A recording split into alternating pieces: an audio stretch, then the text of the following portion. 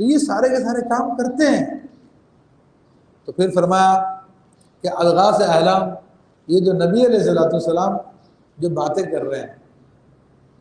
کہا کہ یہ پریشان خواب ہے، کہ قرآن مجید فرقان حمید میں جو باتیں آئی ہیں اس میں جنت کا ذکر ہے، ٹھیک ہے، جہنم کا ذکر ہے، جو عام آنکھوں سے نظر نہیں آتی۔ تو انہوں نے کہا یہ خواب دیکھتے رہتے ہیں، ایسے فالتو قسم کے خواب ہیں ان کے، جو قرآن میں باتیں بیان کرتے ہیں، معاذ اللہ ثم معاذ اللہ۔ تو اب ہمارے یہاں پہ بھی یہ لوگ یہی باتیں کرتے ہیں۔ اس زمانے میں علماء اسلام جب کہتے ہیں اللہ پہ توکل کرو، اللہ تبارک و تعالیٰ پہ آسرا کرو، تم ورلڈ بینک سے مدد لینا بند کر دو، تم باہر کی جو ایکسپورٹ ہے وہ جو باہر سے منگاتے ہو امپورٹ ہے وہ بند کر دو، تم اپنے ملک پہ کفایت کرو، اپنے ملک کو چلاؤ اور اللہ کا نام لے کے اللہ پہ آسرا کرو اور سارے کاموں کو بڑھاؤ، تو کہتے ہیں دیکھو بیوقوفی کی بات ہے، عجیب لوگ ہیں، ان کو عقل نہیں ہے، منطق نہیں ہے ان کو، وہ سپر پاور بنی بیٹھی ہوئی ہے، اس کے پاس تو اتنے بم ہے، اتنے ہتھیار ہے، اس کے پاس یہ ہے، اس کے پاس وہ ہے، فلاں ہے وہ، یہ ان پہ ایمان لے کر آئے ہوئے ہیں ہمارے لوگ، اللہ پہ ایمان نہیں ہے ان کا۔ جن کا اللہ پہ ایمان تھا انہوں نے اپنے زمانے کی ایک نہیں 2 سپر پاوروں کو ختم کیا تھا، ہرکولیس کو ختم کیا تھا، ہیرکل جس کو کہتے ہیں ہرکولیس، اس کو بھی ختم کیا تھا، عیسائیوں کی جو سب سے بڑی طاقت تھی، اور ایران کا جو کسرا تھا اس کو بھی ختم کیا تھا، اس کی پوری طاقت کو، پوری سلطنت کو ختم کیا تھا، کیونکہ اللہ پہ ایمان لا چکے تھے۔ آج اللہ پہ ایمان نہیں ہے نا، ان کا ایمان تو ان لوگوں پر ہے جن کے ٹکڑوں پہ، جن کے اشاروں پہ یا حکومتوں میں آتے ہیں، تو اس لیے انہیں کی باتیں کرتے ہیں، وہ کہتے ہیں کہ we are beggars, beggars can't choose, beggar ہے، بھکاری ہیں ہم لوگ، بھکاری کو کوئی اختیار نہیں ہے کہ وہ کسی چیز کو پسند کر سکے، جو ٹکڑا جو دے دیا جائے بھکاری کو وہ چاہیے کہ لے لیا جائے۔ تم بھکاری ہو، تمہارا باپ بھکاری ہے، تمہاری نسلیں بھکاری ہے، ہم تو اپنے سرکار کے بھکاری ہیں۔ کون دیتا ہے دینے کو منہ چاہیے، دینے والا ہے سچا ہمارا نبی، جس کا کھانا اسی کا گانا،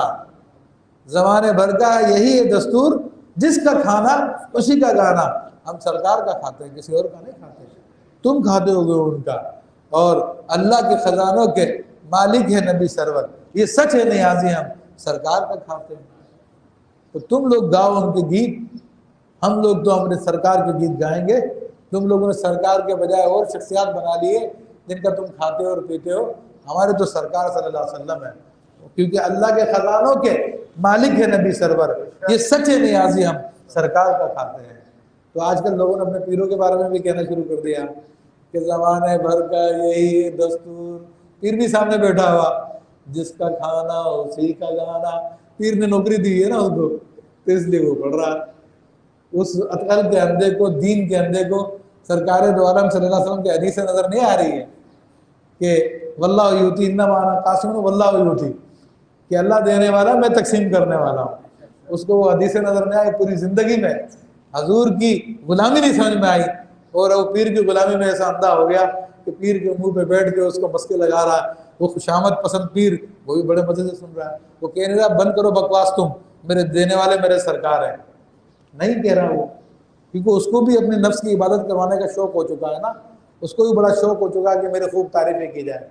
اللہ تعالیٰ ایسے پیروں سے بھی محفوظ فرمائے، ایسے لیڈروں سے بھی محفوظ فرمائے۔ کہا کہ یہ تو پریشان خواب ہیں ان کو جو آتے ہیں، اللہ کا کلام نہیں، بل وہ شاعر، بلکہ یہ وہ تو شاعر ہے، یعنی انہوں نے میٹنگ کر کے پورے اہل مکہ کے اندر یہ باتیں پھیلا دی تھی کہ یار کس طرح سے اس بات کو روکا جائے، کس طرح سے ان باتوں کو منع کیا جائے، کیونکہ ان باتوں کا کوئی جواب نہیں ہے، ان کا جواب ہوتا تو پھر کوئی جواب۔ قرآن تو ایسا کلام تھا، کافروں نے آپس میں میٹنگ کر لی کہ بھائی قرآن کو کوئی نہیں سنے گا۔ حضرت ابوبکر صدیق رضی اللہ تعالیٰ رات کو قرآن پڑھا کرتے تھے، تو ہوتا یہ تھا کہ مکہ معظمہ کے بچے اور عورتیں راتوں کو جو ہے نکل جاتے تھے اور حضرت ابوبکر صدیق کے پاس آ کے جمع ہوتے تھے اور ان کا کلام پاک سنا کرتے تھے، ان کا قرآن سنا کرتے تھے۔ تو کافروں نے میٹنگ کی تھی کہ اس کلام کو نہ سنا جائے، یہ بڑا خطرناک کلام ہے، حالانکہ خود تعریفیں کی ہیں کہ اس کے اندر موجوں کی روانی ہے، اس کے اندر چشموں کی مٹھاس ہے، اس کے اندر بادلوں کی گرج ہے، بجلی کی کڑک ہے، ایسی ایسی تعریفیں کی قرآن کی، لیکن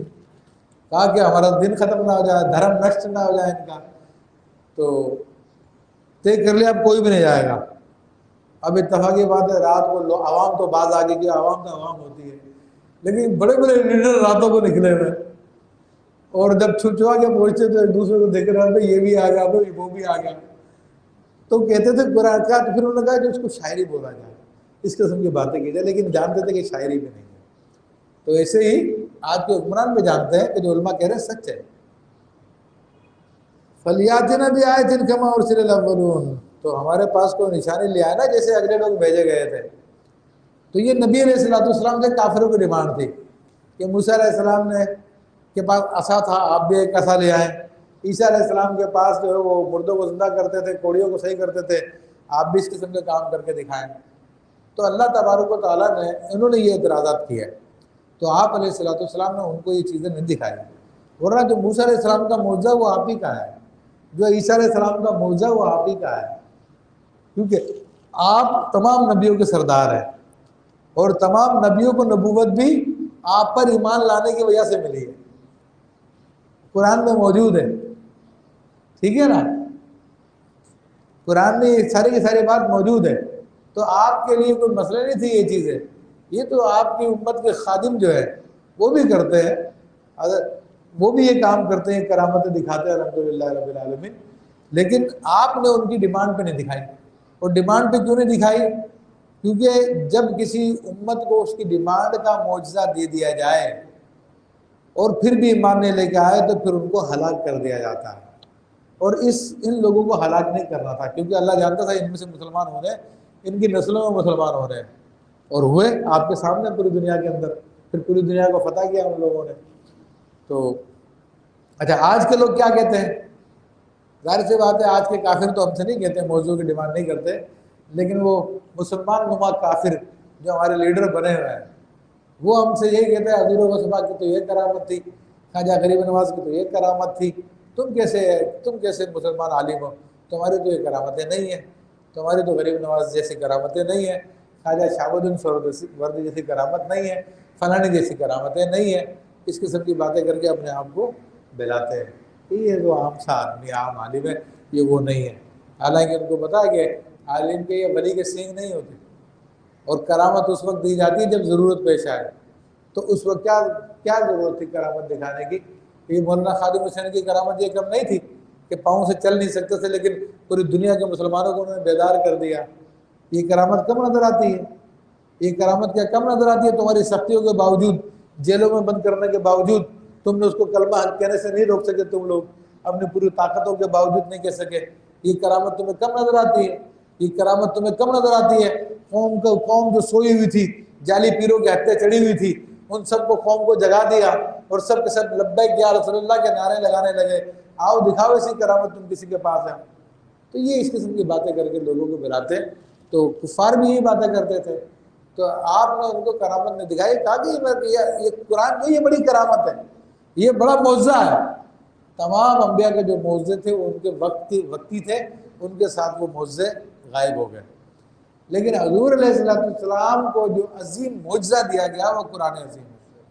اور یہ قیامت تک باقی ہے، اور قیامت تک انسانوں کو